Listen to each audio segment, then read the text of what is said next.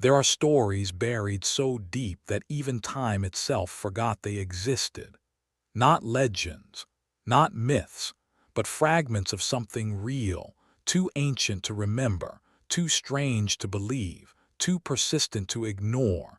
We live in an age where science can decode DNA, split atoms, and reach the stars. But there are still places on Earth where it stands silent, before a doorway that won't open, a tomb with no body, or a stone carved by hands no one remembers, beneath deserts where no one walks, inside temples no longer prayed in, under cities built over cities. Lie questions we're not ready to answer. Some artifacts speak, others scream, but the most powerful ones say nothing, because their message is not meant to be heard. It is meant to be felt. This is not a fantasy. This is not fiction.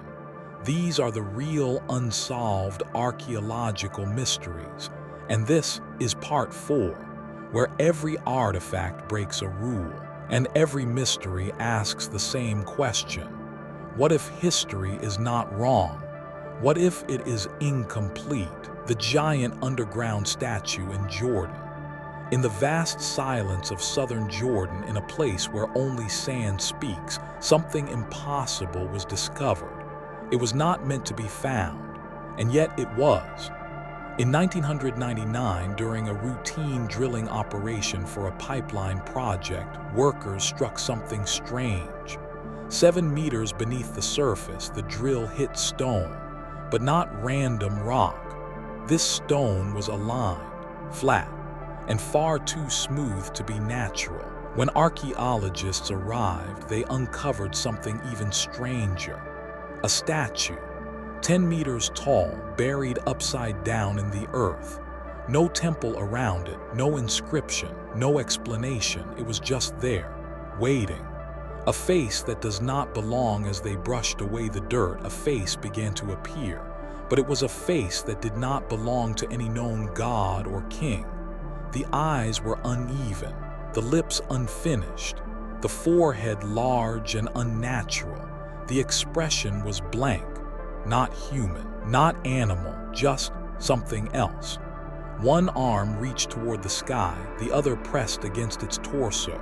The hands were curled as if gripping something unseen. No culture from the region had ever carved statues like this. Not the Nabateans, not the Egyptians, not the Romans, not even the Sumerians. There was no style, no context, no signature of time. It stood outside of history, alone. The stone that shouldn't exist. When samples of the material were tested, things became even more confusing. It was not limestone. It was not granite. It was a blend of rare microcrystalline limestone infused with minerals that should not exist there.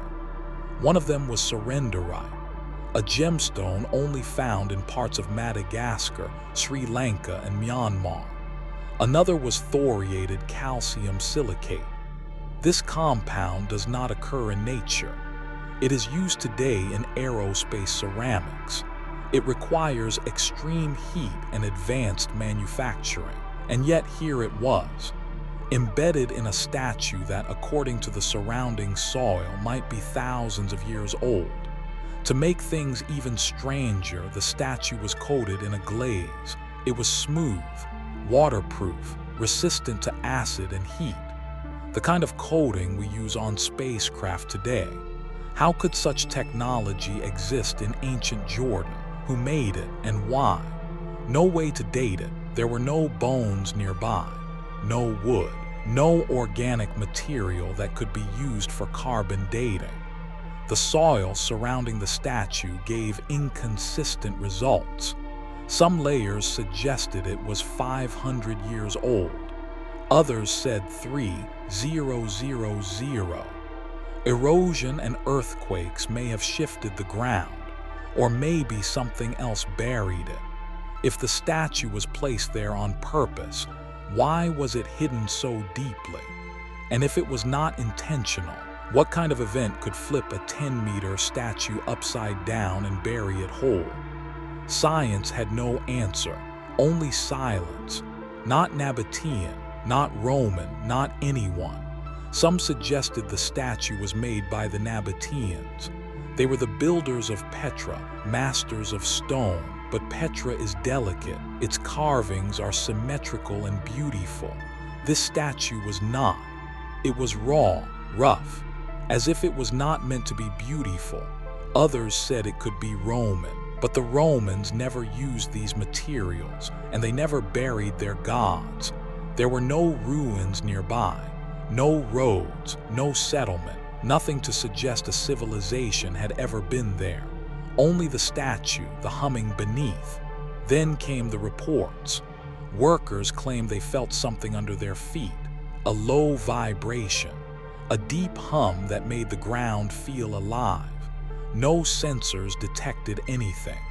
No machines picked up the frequency, but the people felt it. Some believed there was a chamber beneath the statue, hollow ground. Maybe the statue was a lid, not a monument. One engineer left the project entirely. He later told a reporter off the record. It felt like something was breathing down there. Excavation was stopped. Ownership of the land was disputed, and the site was closed. To this day, no one knows what lies beneath the chest of the statue. What if it was not meant to be seen? What if this was not a tribute to a god, not a memorial, but something else? What if it was a container, or a signal, or something meant to be forgotten? The glaze, the pose, the materials, they all point to one thing: deliberate mystery. Whoever built this did not want to be remembered. They wanted to leave behind a question, and nothing more. Theories from the edge. Some say it came from a civilization lost to the last ice age, a people wiped out by floods or fire. Others believe it may represent a non-human being. The proportions are not human. The face is too strange, the purpose too unclear. There is even a theory that the statue is a machine, not a sculpture, but a dormant device. The pose of the hand suggests guarding or protecting, as if something is hidden inside. Maybe it is not a statue at all. Maybe it is a message, the real mystery. But maybe the real mystery is not what the statue is. It is what it means. Why was it made from materials beyond its time? Why does it have no cultural identity? Why does it hum? Why was it buried head first? And why, after more than 2 decades, has no one returned to study it further? What are they afraid of? What if this is not the only one? What if there are more like it, buried, waiting? What if the past is not gone? What if it is sleeping? And every now and then it stirs, just enough to remind us that we are not the first, and we may not be the last.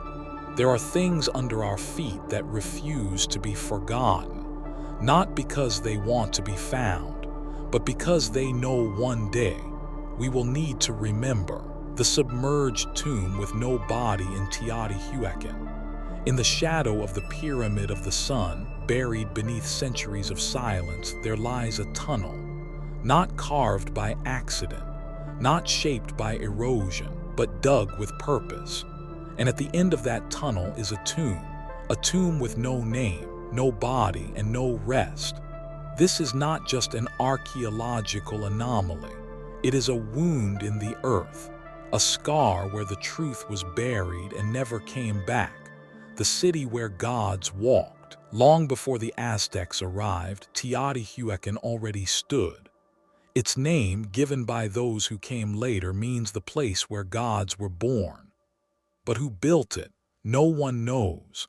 By the time the Aztecs discovered it, Teotihuacan was already a ghost city, abandoned, overgrown, and yet untouched. It stretched over 20 square kilometers with wide boulevards, massive pyramids, complex housing, and something no other city of the time had: a perfectly aligned grid. This was not the work of primitive farmers. This was geometry, astronomy, engineering. But the strangest part of all was that it had no royal palace, no obvious king, no single tomb. as if the people who built it worshipped something greater than man, a tunnel that was never meant to be found. In 2003, after heavy rains opened a sinkhole near the Temple of the Feathered Serpent, archaeologists made a decision that would change Teotihuacan forever. They sent in a robot. The tunnel it entered had been sealed for nearly 2,000 years, filled with soil, blocked by stone, and perfectly hidden. As the robot crept forward, it passed through chambers filled with strange objects, offerings, miniature pyramids, balls of amber, jewels, statues with faces both human and beast. The tunnel was 100 meters long, dark, claustrophobic, and silent, but at the end it opened into something vast, a tomb without death. At the final chamber, archaeologists expected to find the remains of a king, a ruler, a priest, someone to explain the mystery of Teotihuacan's builders. Instead, they found nothing. No skeleton, no ashes, no inscription, just walls coated in a rare mineral called powdered pyrite, fool's gold. It glittered like stars, as if the chamber was designed to mimic the night sky. The floor was polished, the air still, and the silence overwhelming. It felt sacred, but also wrong. A tomb without a body, a sanctuary without a god, a message with no one left to read it. The liquid mercury enigma. Then came the real shock. In the years that followed, deeper excavations revealed liquid mercury beneath the chamber, pooled, unmoving, contained in narrow channels carved into the floor. Mercury is toxic, difficult to extract, and almost impossible to store in liquid form without advanced metallurgy. What was it doing here? How did they know how to handle it, and why use it in a tomb? Some believe it represented rivers to the underworld. Others say it symbolized power, immortality, or the divine, but mercury also reflects, and when still, it creates a perfect mirror. Maybe this was not a tomb. Maybe it was a portal, not to another place, but to the self, symbols that shouldn't be there. The chamber held statues. Many were deformed. Some had 3 eyes. Others had elongated skulls. Their hands were not human. Their posture neither seated nor standing. Almost floating, carvings on the wall depicted stars, spirals, serpents, and one central symbol, a man inside a circle surrounded by waves. Some believe it represents rebirth. Others say it echoes ancient Indian or Mesopotamian symbols. But Teotihuacan has no known connection to those regions. No trade, no migration, no shared language. So how do the same symbols appear across oceans and time?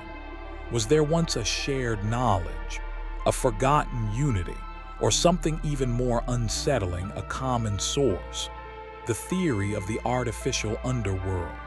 Mainstream archaeologists call the chamber a ritual site, a place of ceremony, a sacred room for elite priests, but the design suggests something more complex. It is shaped like a keyhole. Its alignment follows the constellation of Orion. Its acoustics allow for low-frequency resonance, and the ventilation shafts mirror those in Egyptian pyramids. What if this was not a temple to death, but to life beyond? What if the mercury was not symbolic, but functional, a conductor, a transmitter? Some theorists believe the entire complex was designed as a resonant machine to alter consciousness, to open perception, to connect the human soul with something other. This is not proven, but then again, neither is any other explanation. Why bury it? If the chamber was sacred, why bury it? Why seal it with soil? Why hide it so completely? One theory suggests the builders foresaw catastrophe and chose to protect their most sacred site. Another proposes that whatever was down there needed to be closed, not protected, but contained. A ritual gone wrong, a force too powerful, a knowledge too dangerous to survive. Maybe the tomb wasn't empty. Maybe it was never meant to hold a body. Maybe it was designed to hold a secret. Where did the builders go? No one knows who built Teotihuacan. The city rose around 100 BCE. It flourished, then collapsed long before the Aztecs arrived. There is no writing, no king's name, no war, no fire, just disappearance. Did they leave? Did they die? Or did they achieve something and choose not to return? The absence of evidence is not just silence, it is a message. One carved into stone and buried in mercury, reflection. What if the tomb is not a mystery but a mirror? What if we keep looking for bones but the builders left behind truth? Not in flesh, but in vibration, in symbol, in silence. Maybe the chamber was never meant to be entered, only awakened. And maybe, just maybe, what it reflects is not the gods they worshipped, but the future we forgot, the impossible city beneath Cappadocia. In the heart of modern-day Turkey, nestled among bizarre rock formations and dry valleys, lies a world no map ever prepared us for. Not above ground, but far beneath it.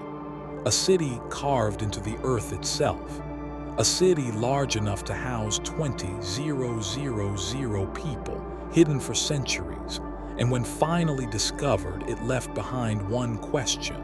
Not how, not when, but why? A discovery made by mistake. In 1963, a man in the town of Derinkuyu was renovating his basement. He knocked down a wall. Behind it, he found a hidden room, then a tunnel, then a stairwell, then more tunnels. And then he realized he was no longer in his home. He was inside something far older, something massive. Authorities were alerted. Archaeologists arrived.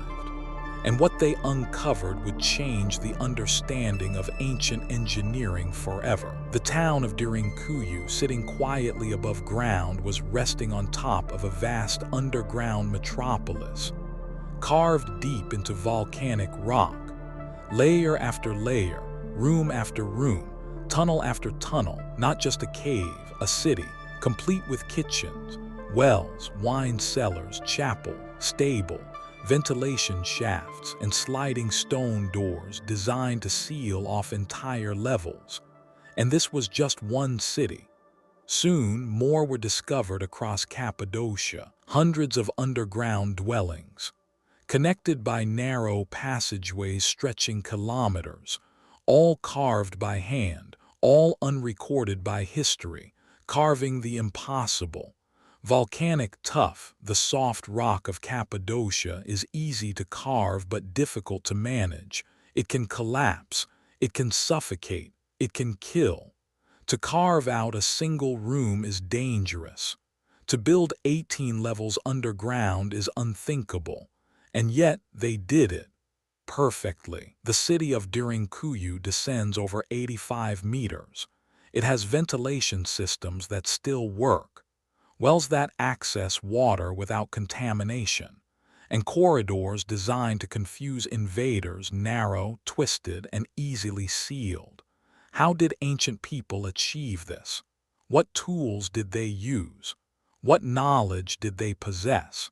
And most important of all, what were they hiding from? Because no one builds a city like this for fun. You build it when you have no other choice, hidden from the sky. Some archaeologists believe the city was built for defense, a refuge from war, a shelter from invaders. But if so, why go so deep? Why build kitchens? Why carve places of worship? Why design for long-term living? Others suggest it was to survive natural disasters, volcanic eruptions, earthquakes, climate shifts. But then why are there no written records, no myths, no stories, not even whispers of the people who built it? Derinkuyu is not mentioned in any known text before its discovery.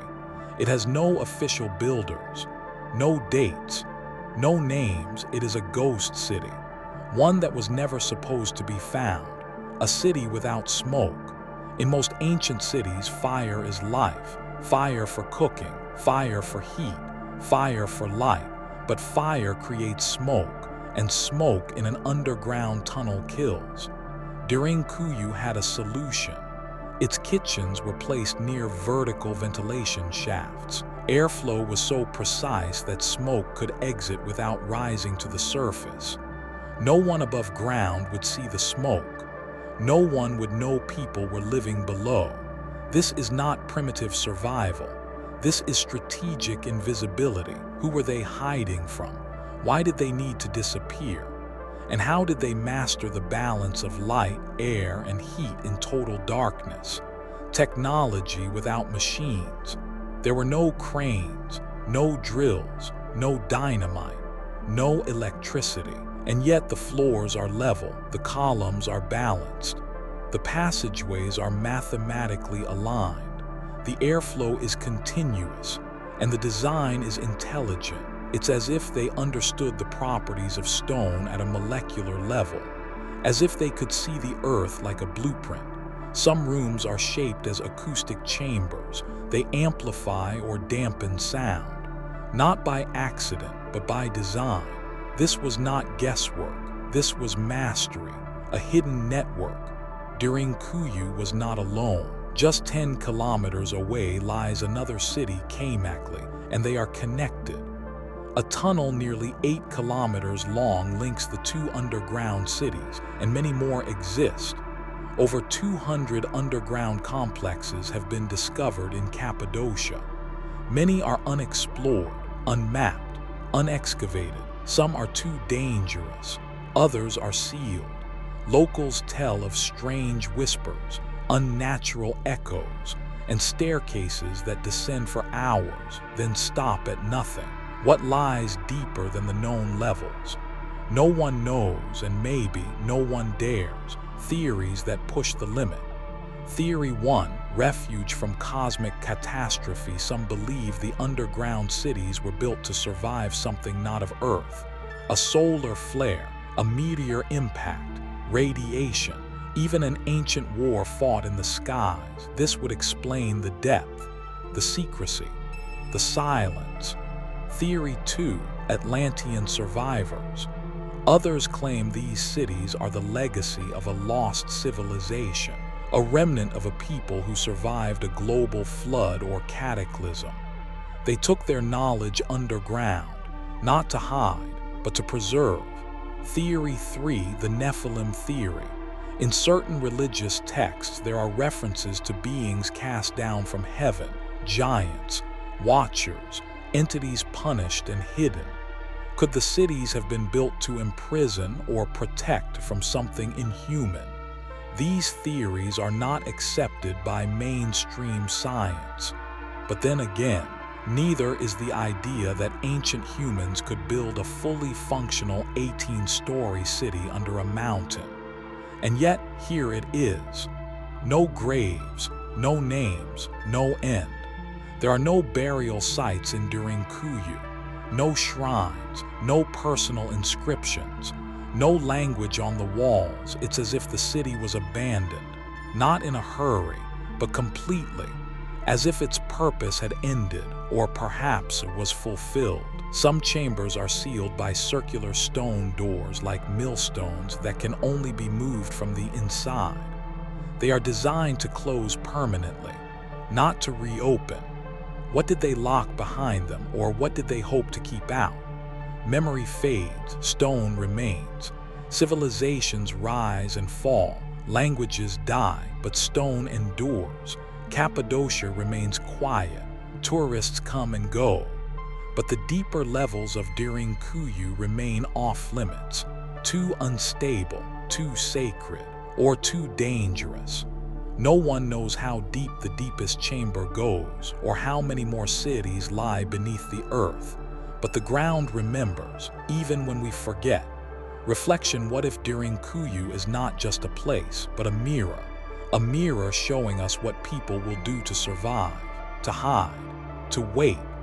What if we are not the first humans to fear extinction, not the first to disappear underground, not the first to erase our own story? Maybe the city was not abandoned. Maybe it was left behind for us. A message not in words, but in walls, not a warning, but a whisper, saying we knew the sky could betray us.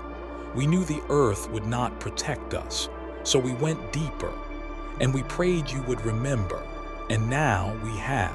The Atlantis rings found in the desert of Mauritania. There is a place where the earth remembers something we were meant to forget, a place with no cities, no rivers, no roads, and yet when seen from above it looks like a blueprint, a pattern, a perfect spiral, as if someone once designed a city not on the earth but into it. This place is known as the Eye of the Sahara, but some believe it is something far more ancient, far more dangerous, and far more true. They call it Atlantis, a circle in the wasteland. Deep in the Mauritanian desert, in one of the driest, most desolate regions on Earth, lies a formation so strange that even astronauts noticed it. A massive series of concentric rings, dozens of kilometers wide, faded, eroded, but still precise. To local nomads, it was always just a place to avoid. To scientists, it became known as the Richat structure, a geological mystery. But to others, it is a match, not just a resemblance, but a match to a city described over 300 years ago by Plato, the forgotten description.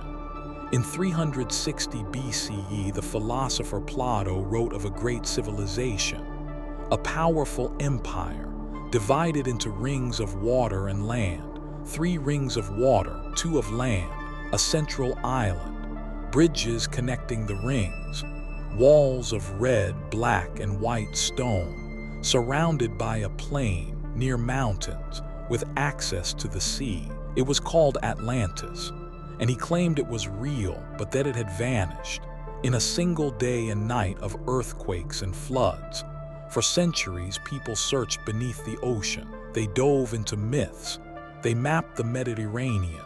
They looked everywhere except the desert, because who would believe Atlantis is not under water but under sand, ring by ring? When the Richat structure was imaged from satellite, researchers were stunned. Its size, nearly 40 kilometers wide, its shape concentric like ripples frozen in time, its core raised like an acropolis, 3 rings, 2 islands of land, a central mound, and most bizarre, its orientation. It is aligned almost perfectly to the cardinal directions, just like Plato said. To the north, a wide, flat plain. To the south, ancient mountains. To the west, signs of ancient riverbeds once flowing toward the Atlantic Ocean. Coincidence or forgotten cartography, stones that shouldn't be there. When explorers reached the site, they found more than just rock. They found stones that didn't belong. Red stone, black volcanic glass, and a type of white quartz that reflects like metal. These are the exact 3 colors Plato described. Red, black, and white stones used in Atlantis's walls. Was he guessing, or did he remember? Even more strange artifacts have been uncovered around the Richat structure. Arrowheads, tools, carvings, not many, but enough to raise the question. Did people live here long before the desert swallowed it? The desert that wasn't always desert today, the Sahara, is a furnace. But 10,000 years ago it was green. Lakes, rivers, forests. Satellite imaging shows ancient lake beds near the Richat structure. Buried river systems once connected to the Atlantic. If Atlantis fell 11,000 years ago, as Plato claimed, this land would have been alive, thriving, habitable. Then came climate shift, tectonic uplift, and dust. What if Atlantis didn't sink beneath the sea? What if it was buried by time, a flood from the sky? In recent years, scientists have proposed that a comet or meteor may have struck the ice caps around 10,800 BCE. This impact theory suggests a sudden melting event, global floods, earthquakes, fires. In other words, the exact conditions Plato described. And one crater linked to this theory sits not far from Mauritania. The Ten Almer crater dated to roughly the same period. What if the Eye of the Sahara is not a crater, but the result of a cosmic trauma, one that melted the past into myth? Where are the ruins? Skeptics argue that Atlantis was a city of stone. So where are the buildings? Where are the temples? But erosion in the Sahara is brutal. Wind removes detail like acid. Stone structures vanish over millennia.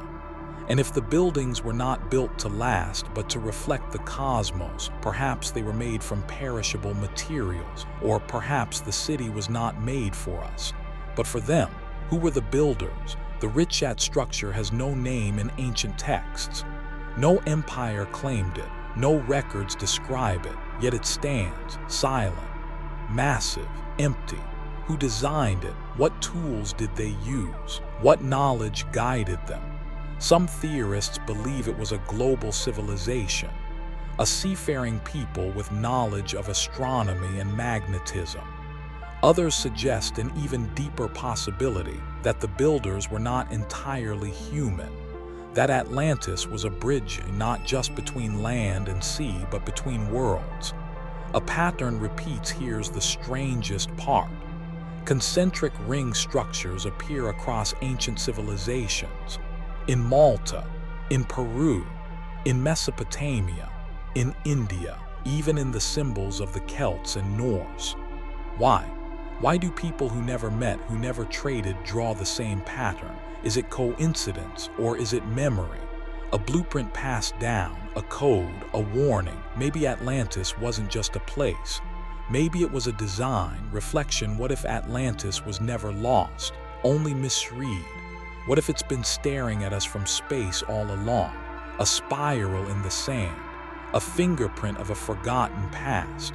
We keep searching for proof, for ruins, for gold, for kings. But maybe the real treasure is not what Atlantis was, but what it meant. A civilization that reached too far, burned too bright, and was swallowed by the earth, not out of punishment, but out of mercy. Because some truths are too heavy to carry forward, and some memories must first be buried before they can be found again. The spiral symbols in the Sahara that lead nowhere. Some symbols speak louder in silence. They do not scream through history books. They do not decorate temples or flags. They whisper from the dust, from rocks that no one visits, from shapes only seen from the sky. And one symbol returns again and again. Not a word, not a name, but a spiral etched into the Sahara, repeated, perfect, but utterly unexplained. Who carved them? When? And why do they go nowhere? A mark on the desert skin in the Western Sahara, far from any city, sit a series of stone patterns so large they can only be seen from the air. They stretch across miles, forming long rows, intersecting lines and spirals, some open, some closed. They have no gates, no wall, no tombs, no settlements nearby. They appear like roads, but lead nowhere. They appear like messages, but no one knows how to read them. And most striking of all, they follow no local tradition. The people who live there today did not carve them, and the people who once lived there left no name behind. Discovery from the sky, these formations remained unknown to the world until the age of satellites. It was only through Google Earth that curious researchers began spotting them.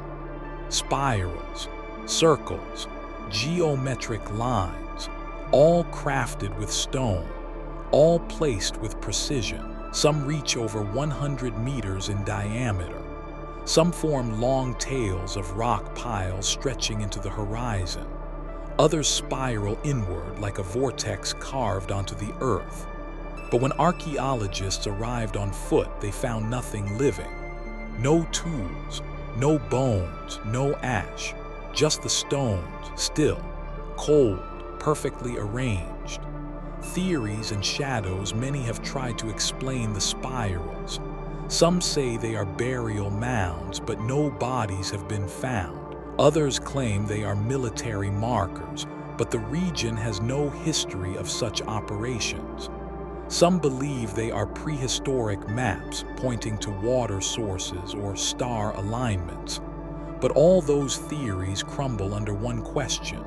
Why the spiral? A spiral is not efficient, not practical, not easy to build.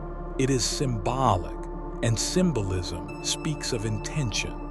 The spiral across the world, the spiral is not unique to the Sahara. It appears in ancient Irish tombs, in Native American petroglyphs, on megaliths in Malta, in the Nazca lines of Peru, even in the carvings of Göbekli Tepe.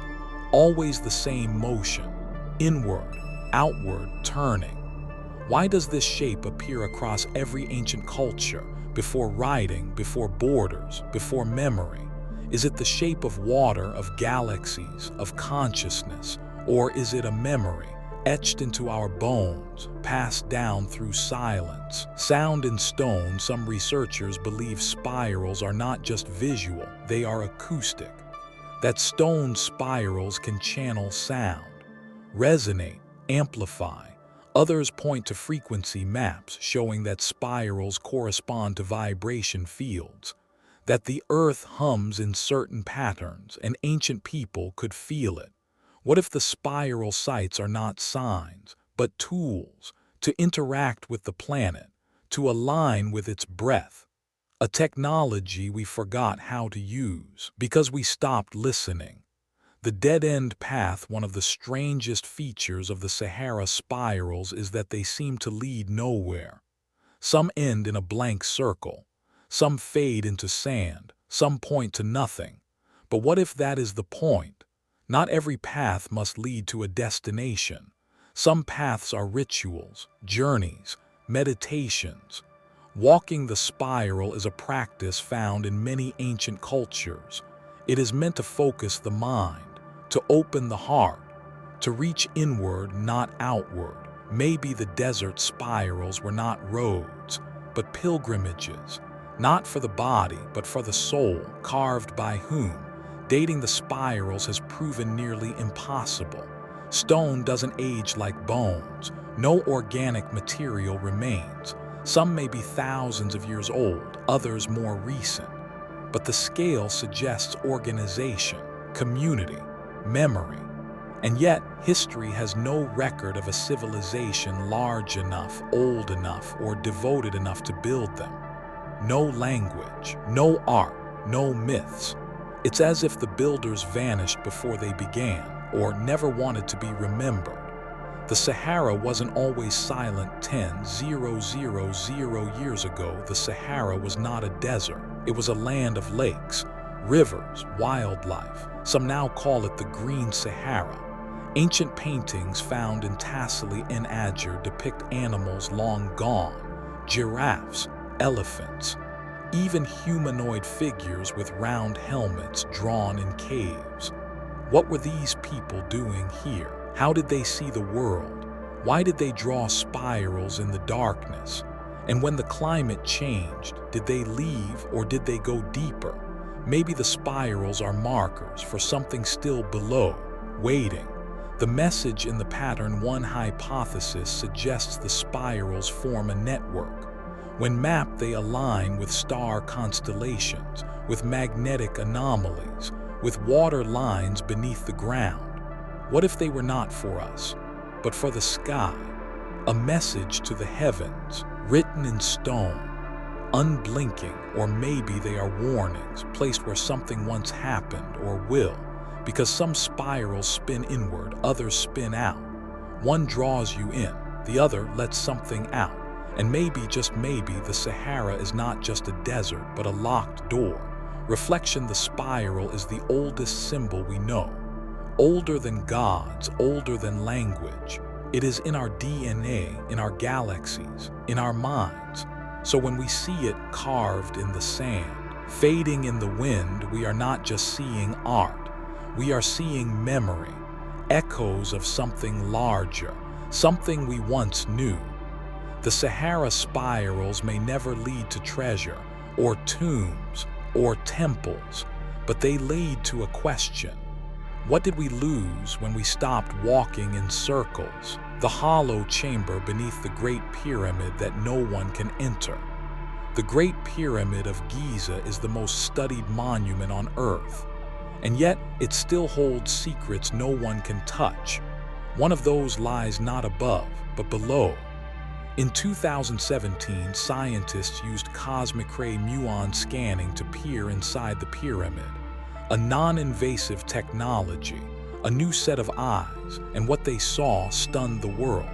A void deep beneath the structure, unknown, untouched, and completely sealed. They called it the subterranean anomaly, but in truth it is a chamber with no entrance. A room beneath time. This hidden space measures nearly 30 meters long. It sits far beneath the Queen's chamber, closer to the Earth's core than any other known room in the pyramid. No corridors lead to it, no cracks, no shafts. It is as if it was never meant to be entered, or never meant to be found. Why was it hidden? Some believe it's a construction flaw, an accidental air pocket, but that idea doesn't fit. The builders of the Great Pyramid didn't make mistakes. Each stone is placed with precision. Each chamber aligns with the stars. Why build a room only to bury it in stone? Unless it was not for the living, unless it was a vault, for something too sacred, too dangerous, or too true. What lies below? Theories range from the mystical to the terrifying. Some say it contains the real tomb of Khufu. Others believe it holds lost scrolls, the original texts of Thoth. A few whisper it is the resting place of a relic, not of Egypt, but of something older. Maybe it is not a tomb, but a seed, a container of knowledge, waiting for the right moment, the right vibration to be opened. But until then, we can only scan and wonder. Reflection. Sometimes the most powerful truths are not the ones we see, but the ones that stare back from the dark. The void beneath the Great Pyramid is not just a hole, it is a question, a space carved by hands that knew we would one day ask, not what is in there, but why was it hidden? And that changes everything. The unreadable script of the Vinca symbols. In a quiet corner of Southeast Europe long before Greece, long before Rome, there lived a people who left behind no cities, no pyramids, only symbols. Thousands of them, etched into clay tablets, inscribed on pottery, carved into stone.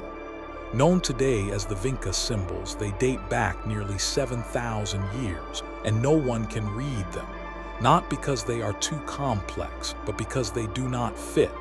They do not belong to any known writing system. They do not evolve into anything else. They simply appear, and then vanish.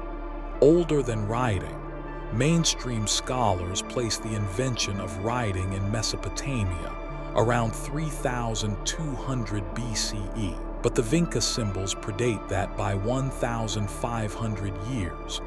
They are not random doodles. They repeat, they follow patterns. Some appear in rows like sentences. So if this is not writing, what is it?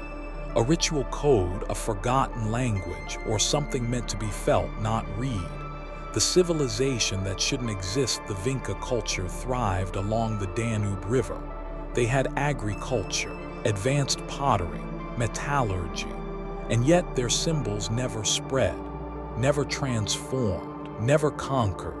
It's as if the knowledge was meant to stay contained, as if they knew how to write but chose not to teach it.